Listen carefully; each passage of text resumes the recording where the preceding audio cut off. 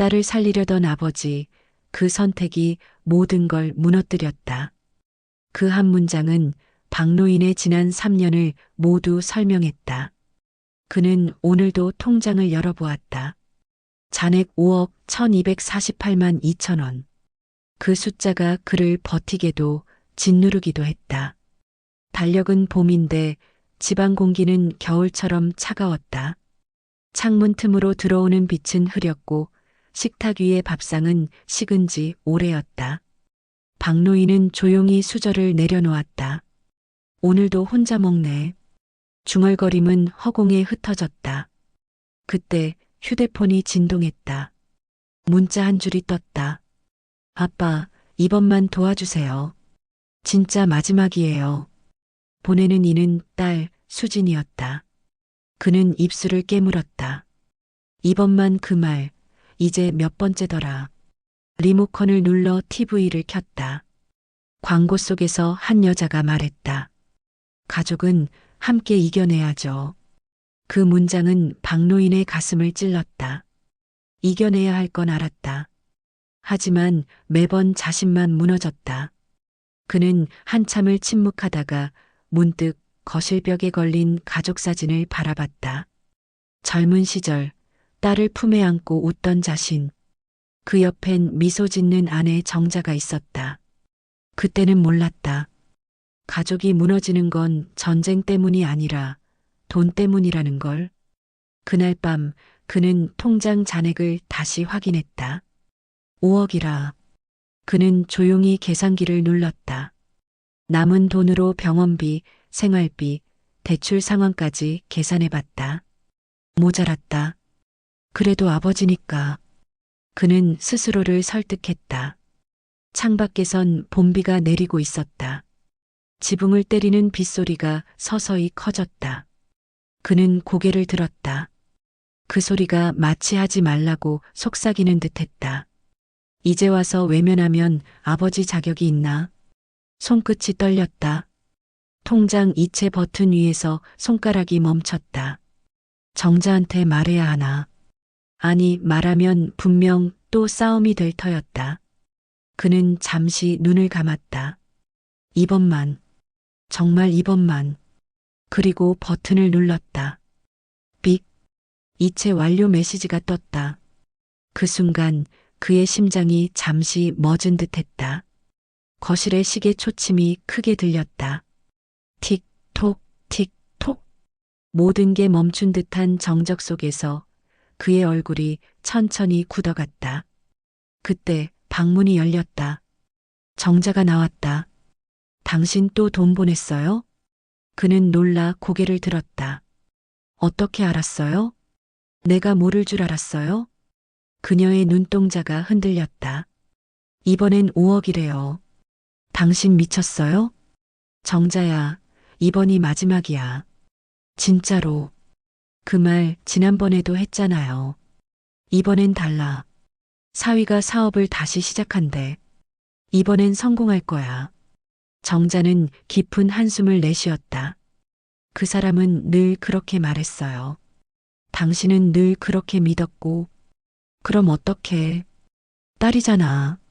딸은 어른이에요. 당신 인생을 팔아가며 구제할 필요 없어요. 정자의 목소리가 떨렸다. 우리 남은 노후는요? 이 집 대출은요? 당신이 딸만 지키면 난 뭐예요? 박노인은 대답하지 못했다. 그녀의 눈물이 떨어졌다. 가족을 살리려는 게 아니라 당신이 무너지는 거예요. 그녀는 조용히 방으로 들어갔다. 문이 닫히는 소리가 유난히 크게 울렸다. 그는 홀로 거실에 남았다. TV에선 저녁 뉴스가 흘렀다. 최근 노인 파산 신청자 증가. 그는 리모컨을 던졌다. 화면이 꺼지고 방 안은 어둠에 잠겼다. 탁자 위 영수증이 바람에 흔들렸다. 병원비, 전기요금, 보험료. 그리고 그 밑엔 이체 완료 5억 원. 그는 그 숫자를 다시 보았다.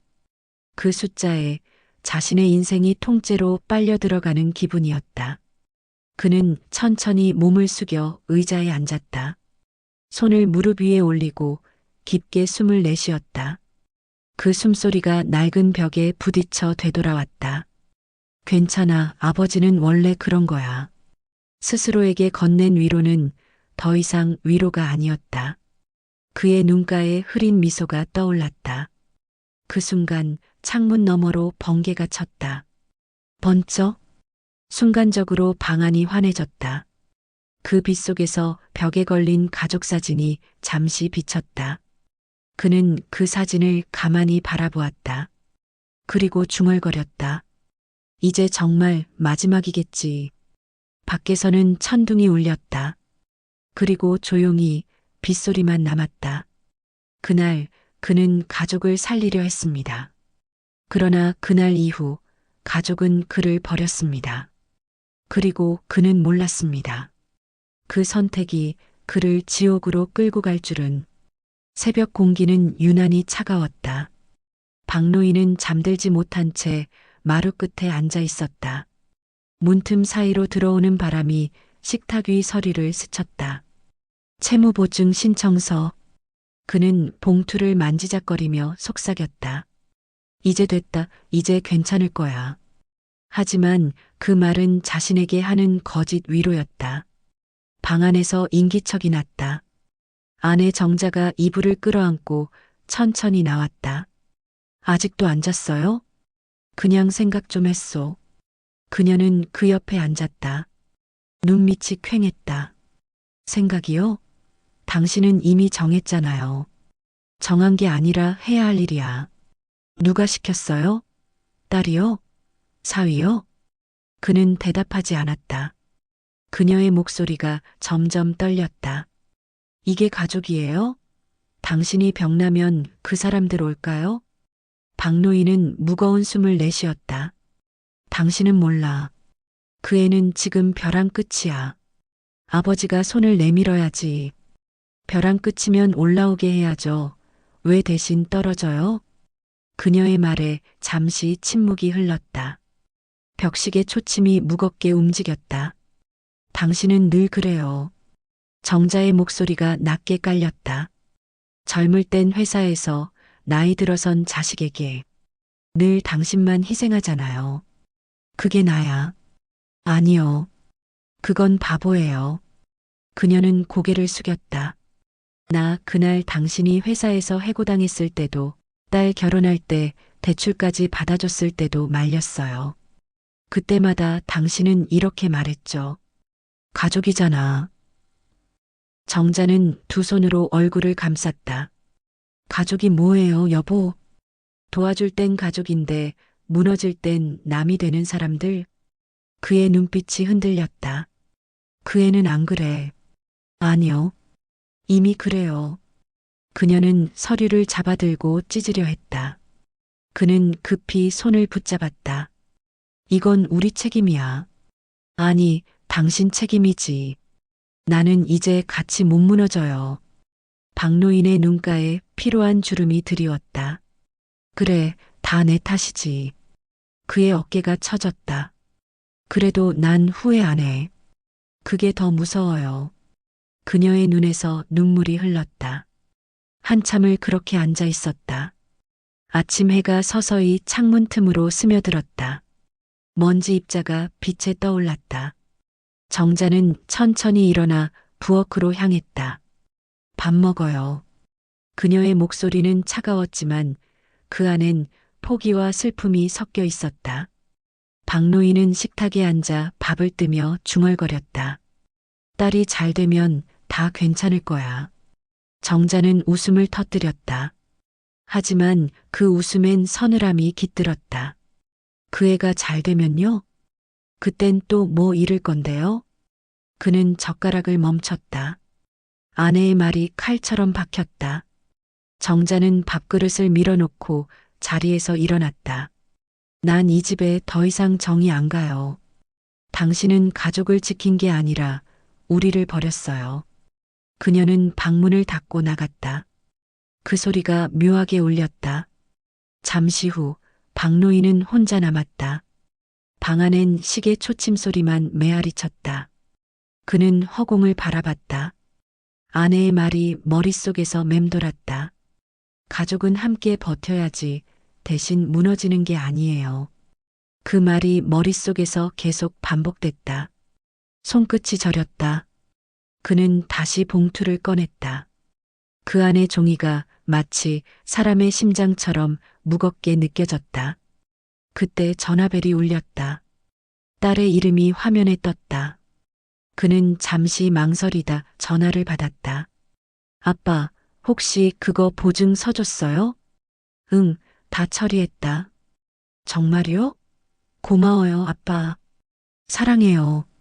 짧은 통화가 끝나자 방 안은 더 조용해졌다. 그는 핸드폰을 내려놓고 미소를 지었다. 그러나 그 미소는 오래가지 않았다. 눈빛이 점점 흐려졌다. 고맙다는 말 한마디가 이렇게 비어 있구나. 그는 봉투를 가슴에 품었다. 괜찮아. 그래도 가족이잖아. 그러나 그 목소리에는 확신이 없었다. 그날 밤 정자는 부엌에서 혼잣말했다. 저 사람 결국 돌이킬 수 없겠구나. 그리고 그 말처럼 그날의 결정은 두 사람의 관계를 완전히 갈라놓았다. 그때는 몰랐습니다. 그 봉투 하나가 우리 부부의 마지막 대화가 될 줄은. 며칠이 지났다. 박노인은 마당에 낙엽을 쓸고 있었다. 바람이 세차게 불어 낙엽이 다시 발끝으로 몰려왔다. 그는 빗자루를 멈추고 허리를 펴며 하늘을 올려다봤다. 회색빛 구름 사이로 해가 희미하게 비쳤다. 그의 눈빛엔 피로가 묻어 있었다. 며칠 전 그 서류에 서명한 뒤 아내는 말수가 줄었고 식탁은 늘 차가웠다. 하지만 그는 믿고 있었다. 이제 그 애가 잘만 일어서면 다 괜찮을 거야. 그때 전화가 울렸다. 수진 딸. 그는 반가운 마음에 서둘러 전화를 받았다. 그래, 딸. 잘 지내냐? 응, 아빠. 근데 잠깐만요. 사위가 바꿔달래요. 그의 표정이 살짝 굳었다. 사위의 목소리가 들려왔다. 아버님, 안녕하세요. 덕분에 처리 잘 됐습니다. 그래, 다행이네. 이젠 좀 한숨 돌리겠구나. 예, 뭐 그런데요? 응? 혹시 그 진명의 말입니다. 정리하는 게 낫지 않을까 해서요. 박노인은 잠시 말을 잃었다. 무슨 말이냐? 아니, 그냥요. 혹시 나중에 불미스러운 일이라도 생기면 곤란하잖아요. 불미스러운 일? 그냥 가족끼리도 확실히 해두면 좋으니까요. 그의 손에 들린 전화가 미세하게 떨렸다. 너 지금 나한테 집을 넘기란 소리냐? 그런 뜻은 아닙니다, 아버님. 그냥 정리 차원에서요. 그는 말없이 전화를 끊었다. 그리고 손에 들린 빗자루를 내려놓았다. 한동안 아무 소리도 없었다. 그날 저녁 식탁 위에는 반찬이 세 가지뿐이었다. 정자는 말없이 밥만 뜨고 있었다. 딸이 전화 왔어. 그녀는 젓가락을 멈췄다. 그래요? 또 뭐라던가요? 이제 괜찮대. 근데 집을 명의로 옮기자는군. 그녀의 젓가락이 바닥에 떨어졌다. 그래서요? 그래서 뭐 그냥 웃었지. 웃었다고요? 그녀의 목소리가 떨렸다. 당신 아직도 정신 못 차렸어요? 그게 무슨 말인지 몰라요? 그냥 혹시 오해일 수도 있잖소. 오해요? 당신한테 남은 게 아직 있어서 그래요. 그녀는 식탁을 내리쳤다. 그 사람들, 이제 당신을 아버지로 안 봐요. 돈으로만 봐요. 박노인은 고개를 숙였다. 그 애가 그럴 리가 없지. 당신은 아직도 그 말을 해요? 그녀는 손등으로 눈을 훔쳤다. 이젠 나도 지쳤어요. 당신은 아버지 이전의 남편이에요. 그런데 왜 당신의 삶엔 당신이 없어요? 박노인은 대답하지 못했다. 그녀는 자리에서 일어나며 말했다. 이제 그만해요. 그 봉투가 우리 집을 무너뜨렸어요. 그녀는 방으로 들어갔다. 문이 닫히는 소리가 마치 단절의 신호처럼 들렸다. 밤이 깊었다. 박노인은 홀로 앉아 핸드폰을 들여다봤다. 메신저에 남은 딸의 메시지들이 스쳐갔다. 아빠, 진짜 감사해요. 이제 우리 가족이 다시 웃을 수 있을 거예요. 그 문장들을 다시 읽는데 문득 한 줄이 눈에 들어왔다. 다음엔 사위 명의로 다시 정리할게요. 그래야 깔끔하니까요. 그는 핸드폰을 내려놓았다. 한동안 숨소리조차 내지 않았다. 심장이 천천히 쿵, 쿵 울렸다. 그는 거실불을 껐다. 어둠 속에서 벽시계 초침 소리가 유난히 크게 들렸다. 딸깍딸깍. 그는 그 소리를 들으며 혼잣말했다. 그래, 그럴 수도 있지. 하지만 그 말 뒤엔 미묘한 떨림이 있었다. 그래도 가족이잖아. 그 말은 이제 그 자신조차 믿지 못하는 주문 같았다. 다음 날 아침, 아내 정자는 보따리를 싸고 있었다.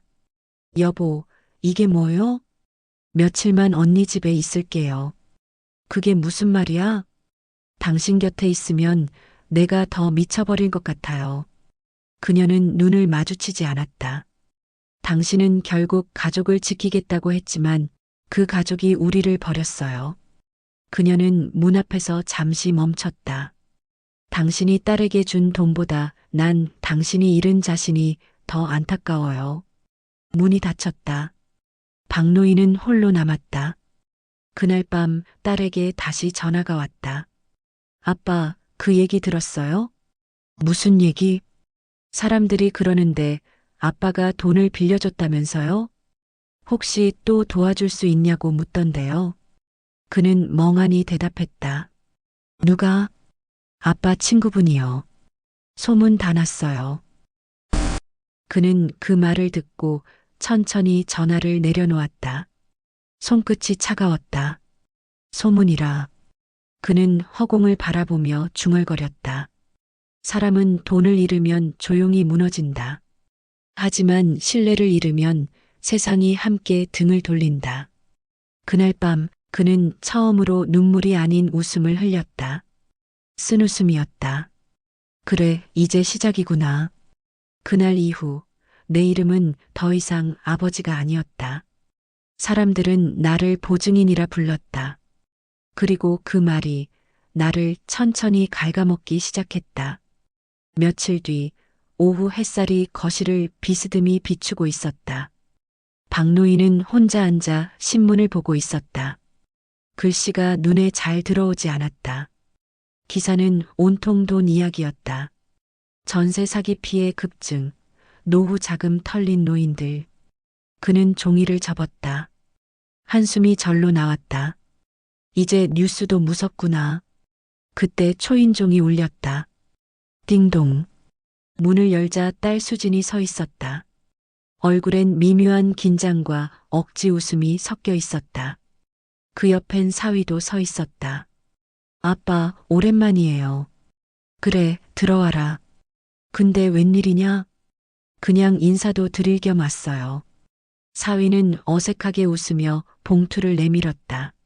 아버님, 이거 정리해야 해서요.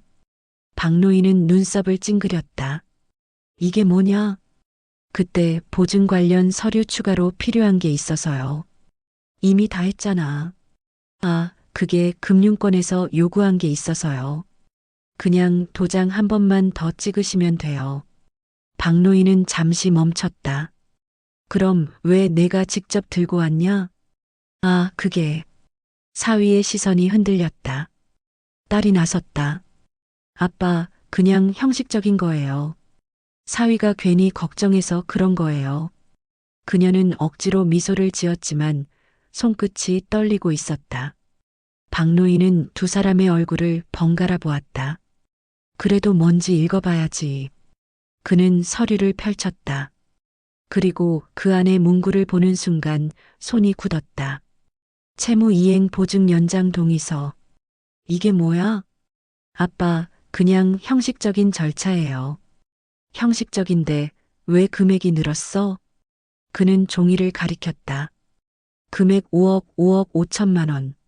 딸은 눈을 피했다. 아빠, 그냥 이자 포함이라서 그래요. 너 지금 나한테 거짓말하는 거냐? 거실 공기가 단숨에 얼어붙었다. 정자는 부엌에서 나왔다.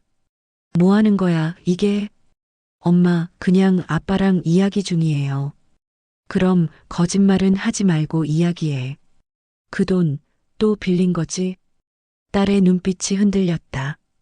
엄마, 아빠가 안 도와줬으면 우리 길거리에 나 앉을 뻔했어요. 그럼 이제 또 뭐야? 집까지 넘기겠단 소리야? 사위가 나섰다. 어머니, 그렇게 말씀하시면 곤란합니다. 이건 다 가족끼리 정리하려는 거예요. 정리? 그게 정리야? 정자는 목소리를 높였다. 너희 둘은 이미 이 집을 돈줄로 봐. 당신은 언제 정신 차릴 거예요? 박노인은 아무 말이 없었다. 딸이 울먹였다. 엄마, 왜 그렇게 말해요? 우리도 살려고 그러는 건데. 정자가 소리쳤다. 살려고 부모를 파는 게 사람이야? 박노인은 자리에서 일어섰다. 그만해. 그의 목소리가 크게 울렸다. 세 사람의 시선이 그에게 쏠렸다. 돈이 문제라면 내가 해결할 거야. 그만 싸워. 정자는 믿을 수 없다는 표정으로 그를 바라봤다. 당신 또? 이건 내가 낸 결정이야. 이젠 나도 못 말려요. 그녀는 울음을 터뜨리며 방문을 닫았다.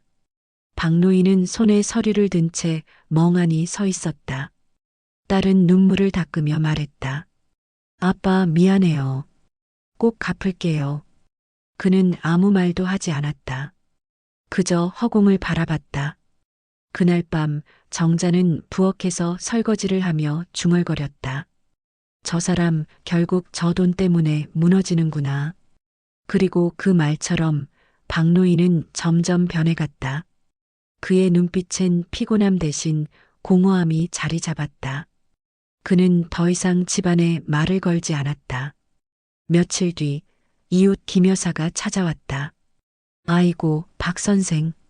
따님이 이번에 큰돈 벌었다면서요? 그는 놀라서 물었다. 뭐라고요? 신문에 났던데요. 신사업 투자 성공했다더라고요. 그는 말을 잃었다. 김 여사는 계속 떠들었다. 아휴, 효녀시네. 그래도 아버님 덕 아니에요? 그녀가 떠나자 그는 멍하니 앉았다. 신문을 펼쳐보았다. 기사 제목이 선명했다. 젊은 부부 부모 도움으로 창업 성공 투자금 5억 원 화제. 그는 한참 동안 그 기사를 바라봤다. 손끝이 떨렸다. 그의 입술이 바짝 말랐다. 그래, 그렇게 된 거구나. 밤이 되었다.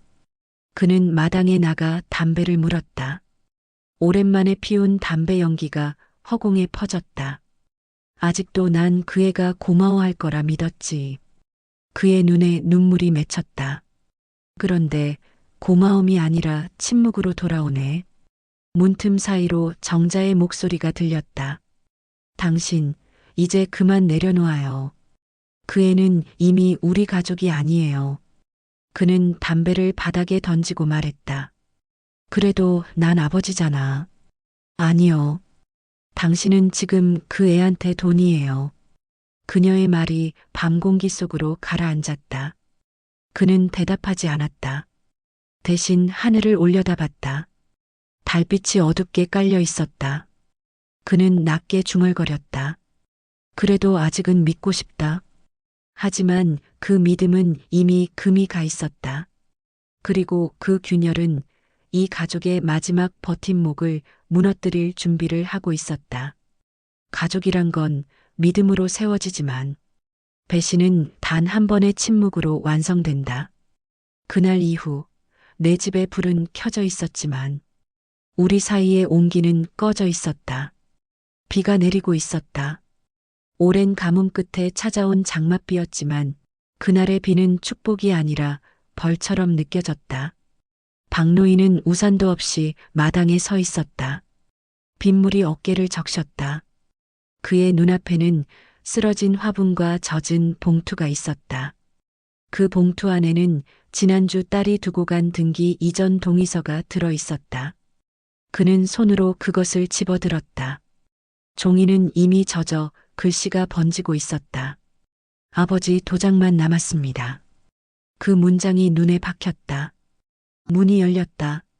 정자가 나왔다. 아직도 그걸 붙잡고 있어요? 이건 그냥 서류야. 서류?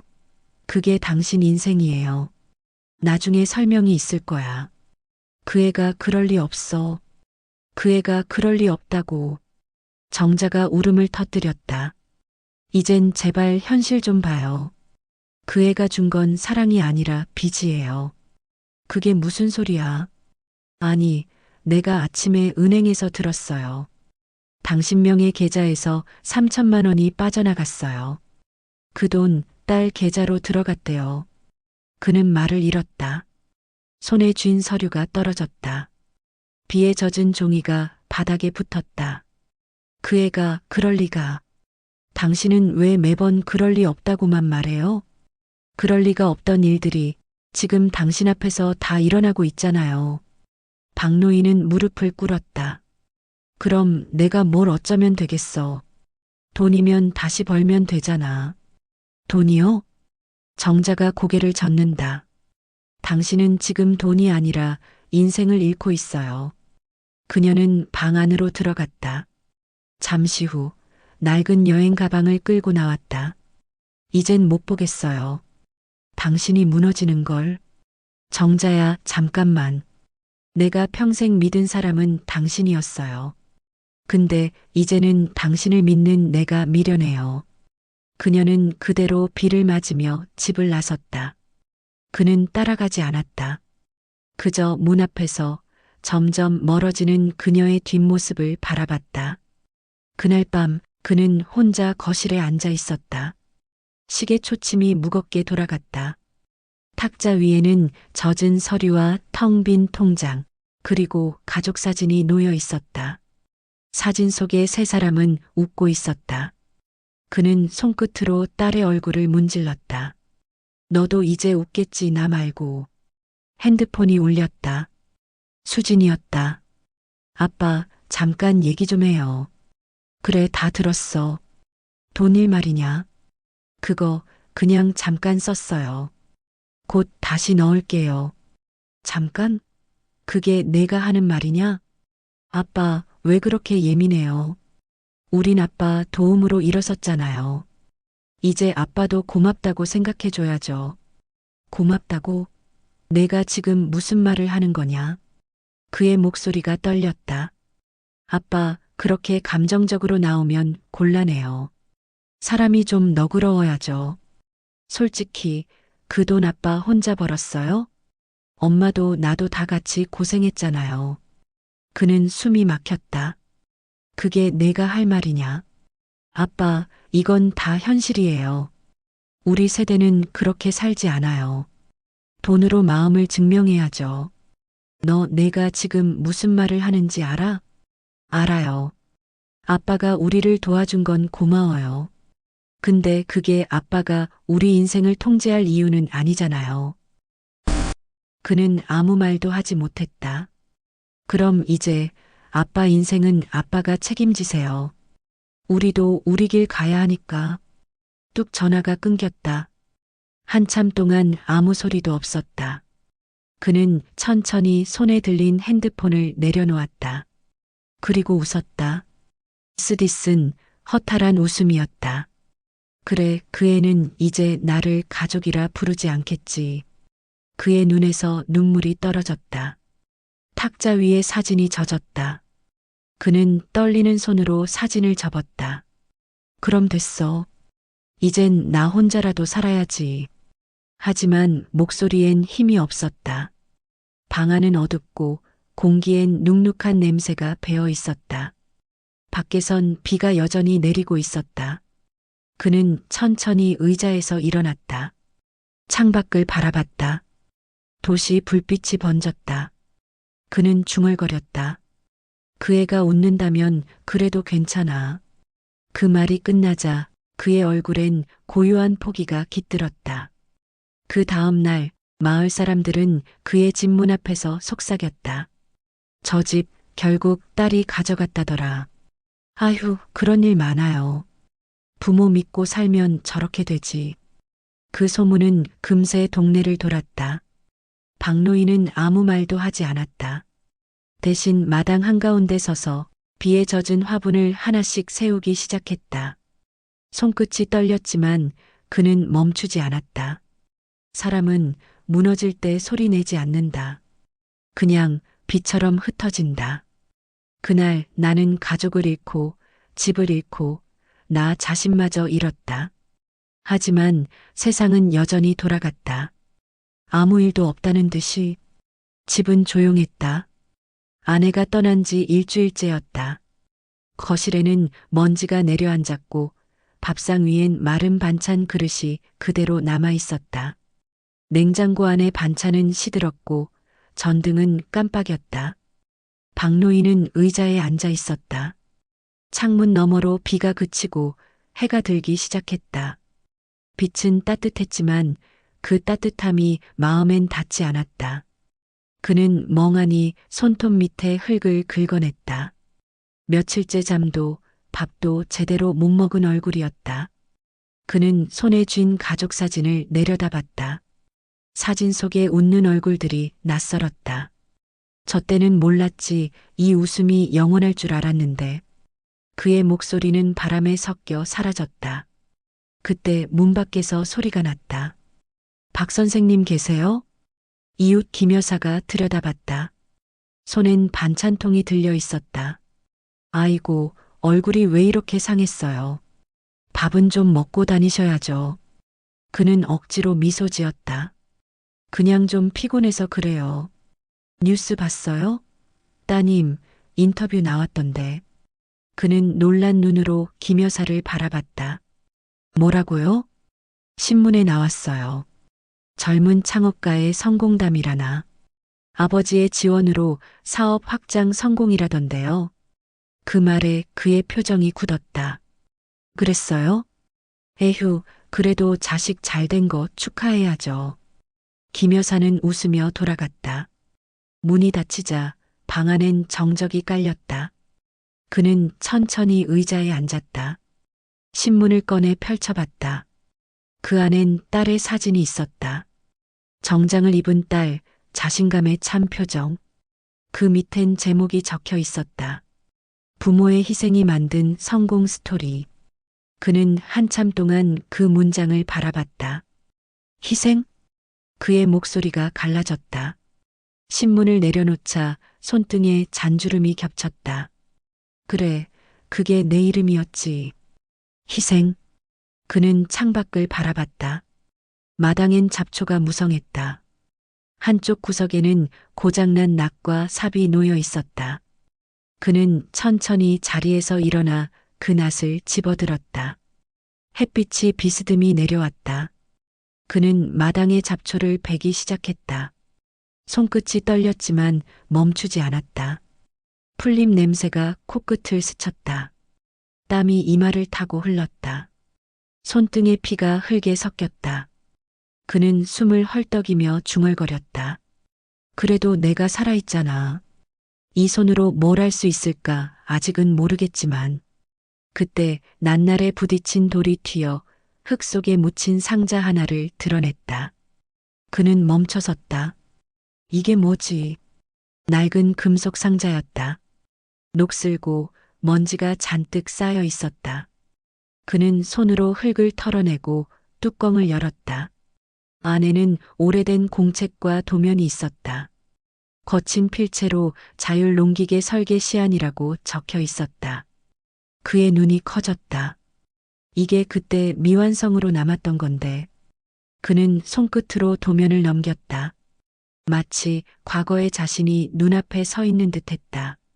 젊은 시절 밤새 설계도를 그리던 그때의 열정이 되살아났다. 그래, 이건 아직 끝난 게 아니었지.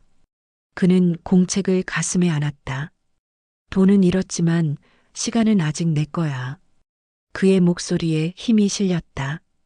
해가 완전히 지기 전에 그는 방 안으로 들어가 공책을 펼쳤다. 도면 위에는 연필 자국이 엉켜 있었다. 그는 조용히 연필을 깎았다. 여기서부터 다시 시작이야. 벽에 걸린 달력이 눈에 들어왔다. 2025년 3월. 그는 붉은 펜으로 원을 그렸다. 새 출발. 밤이 깊었다. 탁자 위엔 도면, 연필, 낡은 공구들이 흩어져 있었다. 그는 머리를 묶고 허리를 곧게 세웠다. 손끝엔 다시 생기가 돌았다. 사람은 무너져야 비로소 자기 뿌리를 본다. 나는 이제야 내 인생의 주인이 되기로 했다. 그는 창문을 열었다. 차가운 밤 공기가 들어왔다. 어둠 속에서 빗소리가 멈추고 멀리 개 짖는 소리가 들렸다. 그는 미소를 지었다. 이제 됐다. 이젠 나부터 다시 살 거야. 아침이 밝았다. 마당에는 밤새 깎은 나무 조각들이 쌓여 있었다. 햇살이 벽에 반사되어 방 안을 비쳤다. 탁자 위에는 커피 한 잔과 설계도 한 장이 놓여 있었다. 그는 그 위에 작은 글씨로 적었다. 박엔지니어링 이로시안. 그는 펜을 내려놓고 중얼거렸다. 그래, 이제 이 손이 다시 나를 먹여 살릴 거야. 나는 모든 걸 잃었다고 생각했지만 잿더미 속에서도 여전히 나의 손이 남아 있었다. 그 손끝이 다시 나를 세웠다. 봄바람이 불었다.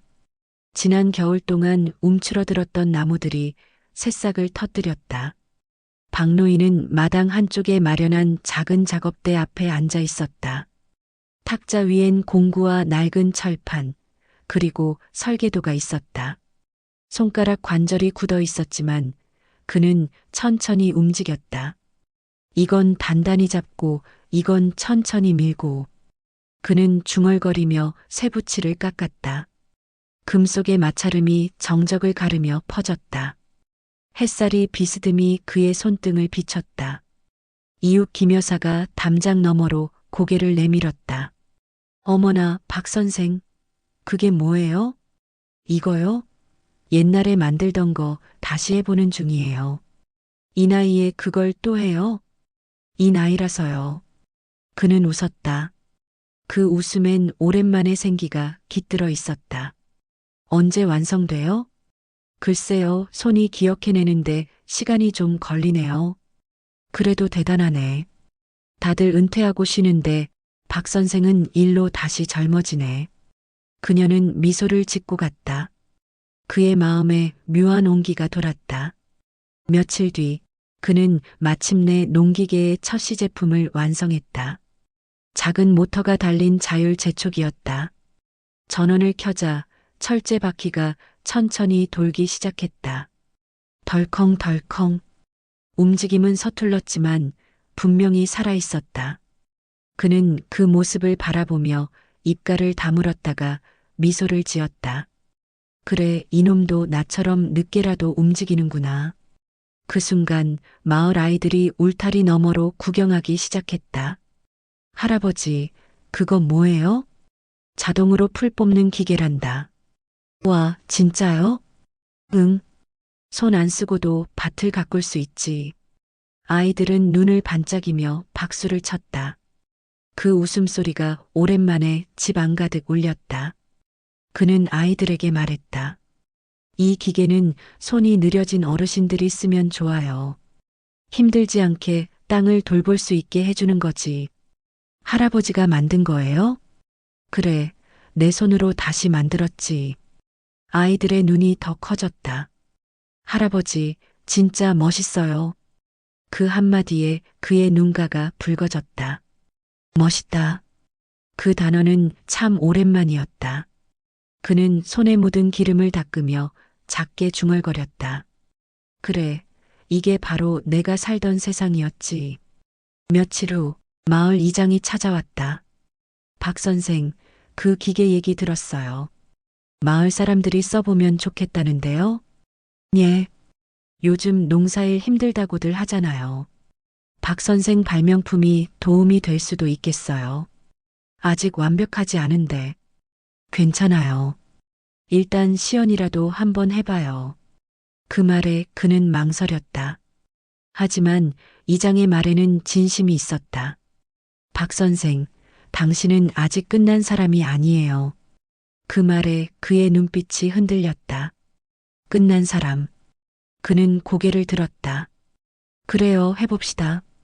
며칠 뒤 마을 한복판 밭에서 시연이 열렸다. 사람들이 둘러서서 구경했다. 저게 진짜 된대? 할아버지가 만들었다는데. 속삭임이 이어졌다. 박노인은 제초기의 스위치를 눌렀다. 부르릉. 기계가 작게 진동하며 앞으로 나아갔다. 풀잎이 쓰러지고 땅이 부드럽게 갈렸다. 사람들의 얼굴에 놀라움이 번졌다. 어머나, 진짜 되네. 이거 돈 될 것 같아. 이런 건 TV에 나와야지. 그는 묵묵히 기계를 따라 걸었다. 손끝에 감각이 돌아오는 듯했다. 바람이 그의 머리칼을 스쳤다. 그 순간 그는 깨달았다.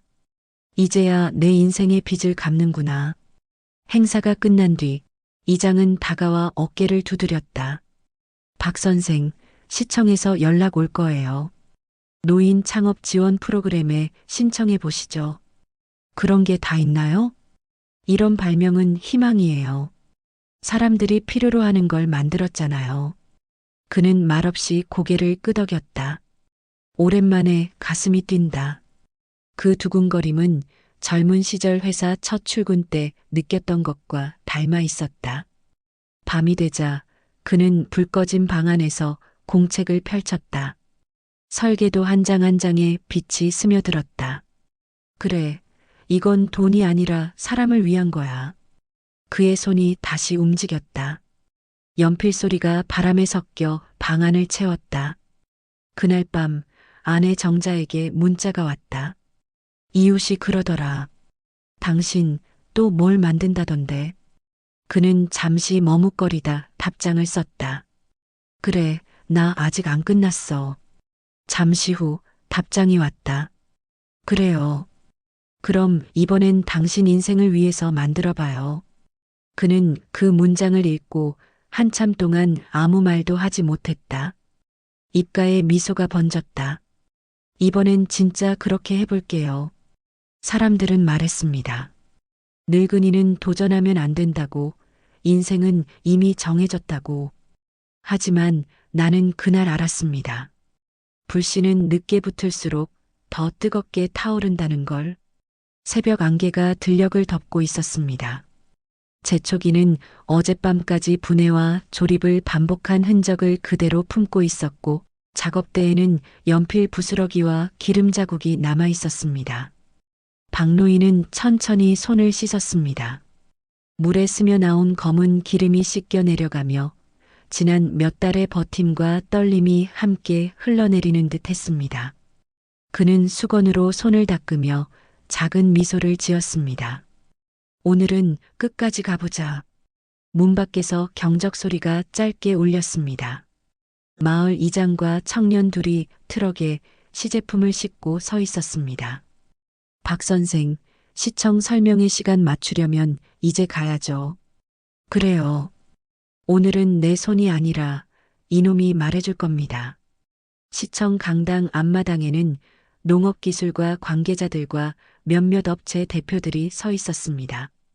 낯선 정장들, 번들거리는 신발, 그리고 사업 계획서가 든 파일철들이 바람에 넘겨졌습니다. 박노인은 잠깐 호흡을 고르며 기계 옆에 섰습니다. 가슴 안쪽에서 오래된 긴장과 설렘이 동시에 올라왔습니다. 시연 시작하겠습니다. 그는 스위치를 눌렀습니다. 부르릉.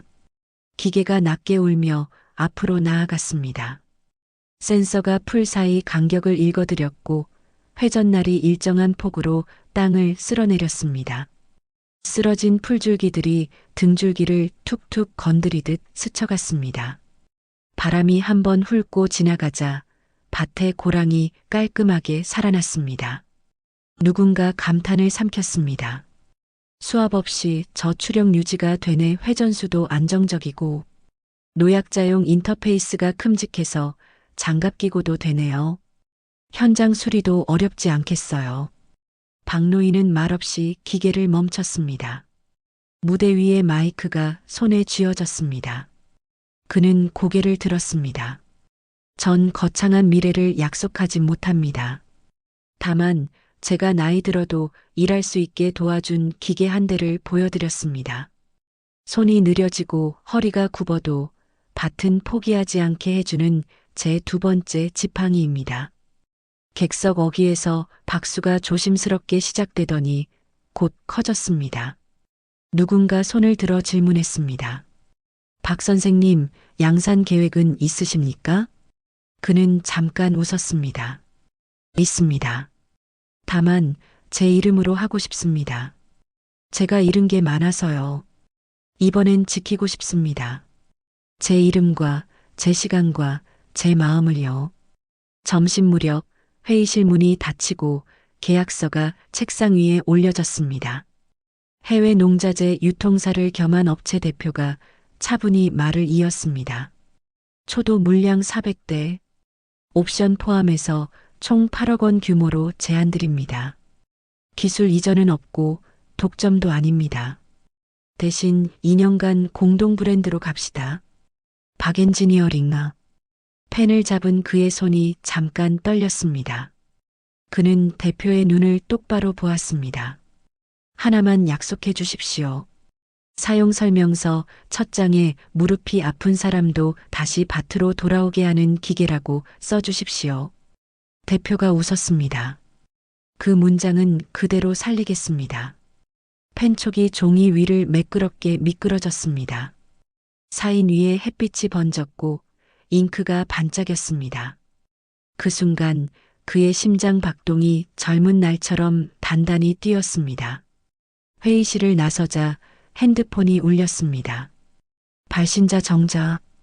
그는 잠깐 멈칫했지만 바로 받았습니다. 여보, 계약 잘 됐나요? 응. 얼마나? 8. 수화기 너머로 아주 작은 숨소리가 들렸습니다. 축하해요. 정말 고생 많았어요. 고마워. 그는 잠시 말을 고르고 아주 조심스레 덧붙였습니다. 이건 당신이 버텨준 시간 덕분이야. 정자의 목소리가 조금 젖었습니다. 오늘 같이 밥 먹을래요? 그는 눈을 감았다가 천천히 떴습니다. 그래. 오늘은 둘이서. 강당 밖 계단을 내려오는데 누군가 길을 막아섰습니다.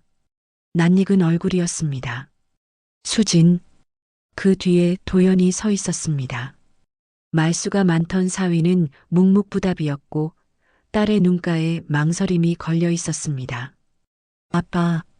그는 고개만 끄덕였습니다. 기사 봤어. 축하해. 많이. 그는 허공을 보며 고개를 끄덕였습니다. 그래. 수진이 입술을 깨물었습니다. 아빠 미안해요. 그땐 제가 너무. 그는 조용히 손을 들었습니다. 여기까지 오느라 힘들었겠지. 하지만 그 말은 내가 내 자신에게 먼저 해라. 수진의 어깨가 무너졌습니다. 그가 말끝을 가다듬었습니다. 나는 내가 잘 살았으면 좋겠다. 다만 남의 등을 디딜 땐 미안하다와 고맙다를 꼭 챙겨라. 그 두 마디가 사람을 지킨다. 사위가 처음으로 고개를 숙였습니다. 죄송합니다. 그는 고개를 끄덕였습니다. 그래. 이제 각자 삶을 걸어라. 나는 내 이름으로 산다. 마당으로 들어서자 오후 볕이 깊었습니다. 작업대 위 계약서의 복사본이 바람에 살짝 들떴고 설계도 모서리가 흔들렸습니다. 그는 조심스럽게 그 종이들을 눌러 정리했습니다. 손끝의 주름들이 잉크 자국을 스쳤습니다. 그 주름들은 이제 부끄러움이 아니라 자랑이었습니다. 문이 열리고 정자가 들어왔습니다. 한동안 맞잡지 못했던 두 손이 식탁 위에서 마주 닿았습니다. 여보. 응. 이젠 우리부터 챙겨요. 그래. 그녀가 웃었습니다. 주름 사이로 오래 묵은 빛이 스며 나왔습니다. 오늘은 당신이 좋아하던 된장찌개 끓일게요. 내가 장이라도 봐올까? 괜찮아요. 오늘은 그냥 같이 앉아 있어요. 작은 웃음이 부엌으로 흘렀습니다. 수돗물 소리, 칼이 도마를 두드리는 소리, 밥 짓는 김의 향. 잊었던 집의 소리가 한 겹씩 돌아왔습니다. 해가 기울 무렵 청년 둘이 트럭을 몰고 다시 들렀습니다. 사장님, 축하드립니다. 그는 손사래를 쳤지만 얼굴은 붉어졌습니다. 사장님 소리 어색하네. 이제 간판도 바꿔야죠. 폰트 크게 반짝이는 걸로. 그는 웃었습니다. 그럴까? 그럼 문구는 내가 정한다. 박엔지니어링 다시 일어서는 손을 위하여. 청년들이 박수를 쳤습니다. 그는 작업복 주머니에서 작은 드라이버를 꺼내 간판의 못을 다시 조여보았습니다. 단단하게 들어가는 감촉이 손바닥에 전해졌습니다. 흔들리던 마음처럼 흔들리던 간판이 꼿꼿이 서 있었습니다. 어둠이 가라앉자 하늘에 별이 드문드문 맺혔습니다. 정자가 마당으로 나와 그의 옆에 섰습니다. 걷고 올까요? 좋지. 둘은 동네 비탈길을 천천히 걸었습니다. 가로등 불빛이 발자국 뒤로 길게 늘어졌습니다. 골목을 빠져나오자 작은 들판이 열렸고 바람이 보리 이삭을 한 번에 쓰다듬었습니다. 계절은 완전히 봄이었습니다. 정자가 하늘을 가리켰습니다. 저기 봐요. 별. 그는 하늘을 올려다보았습니다. 그 별빛이 오래전 공장 지붕 위에서 처음 설계를 시작하던 밤들과 겹쳐졌습니다. 당신 오늘 표정 20살 같아요. 그가 웃었습니다. 나 오늘 20살이야. 다시 배우고 다시 시작하는 나이. 그럼 난 21살. 둘은 함께 웃었습니다. 바람이 그 웃음을 밀어보냈습니다. 집으로 돌아오는 길 그의 핸드폰이 가볍게 진동했습니다. 낯선 번호에서 온 문자였습니다.